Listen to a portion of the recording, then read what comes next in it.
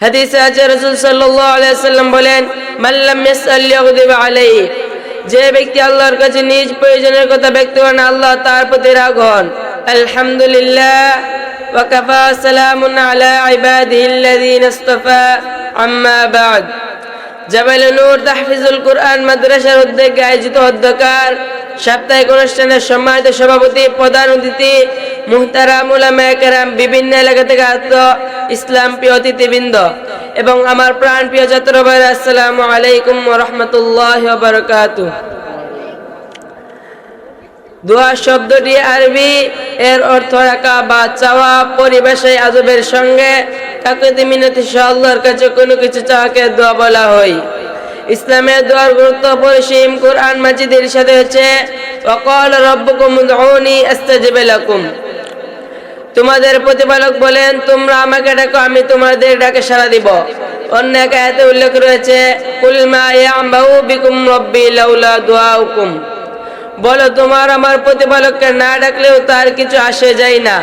অন্য এক আয়াতে আরো ইরশাদ হয়েছে, ওয়া ইযা সাআলাকা ইবাদি আন্নী ফাইন্নী করিব উজিবু দাওয়াতাদ দাঈ ইযা দাআনি ফালইস্তাজিবু লি ওয়া লিউমিনু বি লাআল্লাহুম ইয়ারশুদুন, আমার বান্দাগণ যখন আমার সম্পর্কে তোমাকে প্রশ্ন করে, আমি তোর নিকট দোয়া করি, যখন আমাকে আহ্বান করে অর্থাঙ্গ আমার কাছেই দোয়া করে, আমি তার আহ্বানে সাড়া দিই, তার দোয়া কবুল করি এবং আমার প্রতি ঈমান রাখ, যাতে তারা সঠিক পথে চলতে পারে।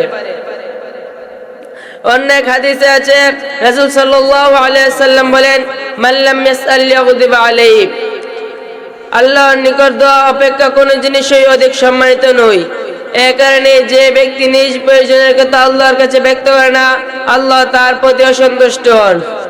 হাদিসে আছে, রাসূল সাল্লাল্লাহু আলাইহি ওয়াসাল্লাম বলেন, মান লাম ইয়াসআল ইয়াগদিব আলাইহি, যে ব্যক্তি আল্লাহর কাছে নিজ প্রয়োজনের কথা ব্যক্ত করে না, আল্লাহ তার প্রতি রাগ হন।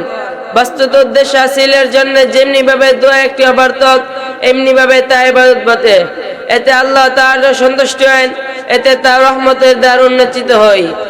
দোয়া চাই দুনিয়া উদ্দেশ্যে হোক বা আখিরাতের উদ্দেশ্যে, সব দোয়াই ফল বয়ে আনে। তবে শর্ত হলো, কোনো নাজায়েজ কাজের জন্য দোয়া চাওয়া যাবে না, নাজায়েজ কাজের জন্য দোয়া চাওয়া হারাম। প্রিয় সুধী, মনের গভীর থেকে নিজেকে তুচ্ছ মনে করে আল্লাহর রহমত ও কুদরতের উপর ইয়াকিন করলে তা কবুল হওয়ার ব্যাপার অধিক আশা করা যায়। এই বলে আমার সংক্ষিপ্ত বক্তব্য শেষ করছি। ওয়া আখির দাওয়ানা আলহামদুলিল্লাহি রাব্বিল আলামিন।